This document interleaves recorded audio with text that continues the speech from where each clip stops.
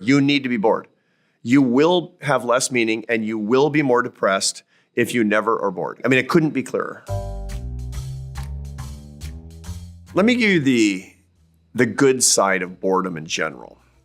Boredom is a tendency for us to not be occupied otherwise cognitively, which switches over our thinking system to use a part of our brain that's called the default mode network. That sounds fancy. It's really not. The default mode network is a bunch of structures in your brain that switch on when you don't have anything else to think about. So you forgot your phone and you're sitting at a light, for example. That's when your default mode network goes on.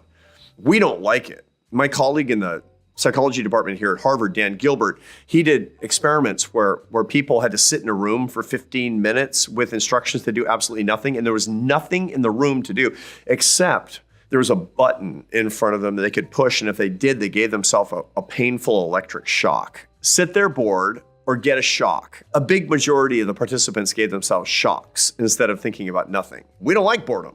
Boredom's terrible.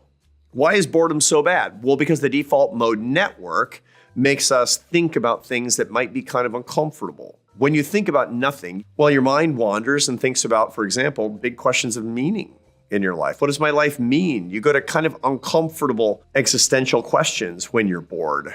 That turns out to be incredibly important, incredibly good. One of the reasons that we have such an explosion of depression and anxiety in our society today is because people actually don't know the meaning of their lives, much less so in previous generations. Tons of data show this. And furthermore, we're not even looking. Why not? I'll tell you why not. We figured out a way to eliminate boredom. We've been able almost completely to shut off the default mode network in our brains. How? The answer is that thing in your pocket with the screen, which you take out even when you're standing on the street corner waiting for the light to change. Is like, I might have to wait here for 15 seconds. What are you doing? You're actually trying to not be bored because the default mode network is mildly uncomfortable because it sends you to the types of questions that you can't get your mind around, you can't get your arms around. Well, that's a big problem. That's a doom loop of meaning.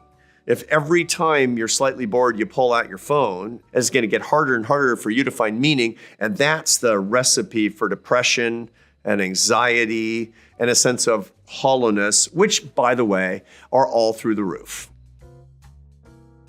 I get it. You don't want to be bored. You need to be bored. Be bored more. Tomorrow, when you go to the gym in the morning after you wake up, don't take your phone. Can you handle it? Not listening to a podcast while you're working out? Just being in your head? I promise you'll have your most interesting ideas while you're working out without devices. It's probably been a long time since you've done that. Commute with nothing, not even the radio. Can you do that? Start getting better at periods that are 15 minutes and longer of boredom and watch your life change. Number one, you'll be less bored with ordinary things in your life. If you get better at the skill of boredom, you'll be less bored with your job. You'll be less bored with your relationships. You'll be less bored with the things that are going on around you. But more importantly, you'll start digging into the biggest questions in your life: purpose, meaning, coherence, significance.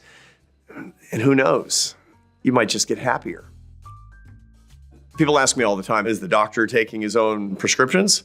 And the answer is yes. Yes, I am. I'm prone to the same pathologies as anybody else because I have the same brain chemistry as everybody else. So what do I do to fight that? And the answer is, well, I do a number of things. I have a no device policy after 7 in the afternoon. I don't sleep with my phone.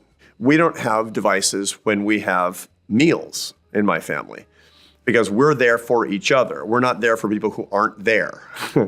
3, I have regular social media and screen cleanses where I don't use my device for longer periods of time. First, it's like children screaming in my head. Well, because that's how, dopamine is saying, get the phone, get the phone. That's addiction.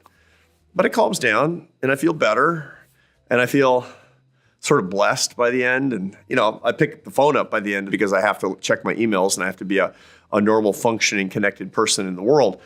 But it does remind me that my life doesn't have to revolve around these devices. These protocols are really, really helpful. And I recommend them to anybody and everybody. Don't sleep with your phone. No phones during meals. Regular social media fasts. You'll get better. People worry that if they do these things, they're going to miss something. There are ways that you can remedy that. One of the things that you can do is you can have your phone on. You're just not looking at it. And there's only 1 or 2 numbers that can reach you in case of emergencies. Phones can do that, by the way. If you don't know how to do that, ask your kid. But don't use emergencies as an excuse. Here's something that's not an emergency. What's going on Twitter? That's not an emergency. Answer nothing. It doesn't matter. The news can wait. Seriously. Your grandparents didn't know what was going on every single second in Washington, D.C. You're killing yourself with this stuff. Are you kidding me? It's bad for you. So let me say it straight to my kids. Put down your phones. You need more meaning in your life. And so do I.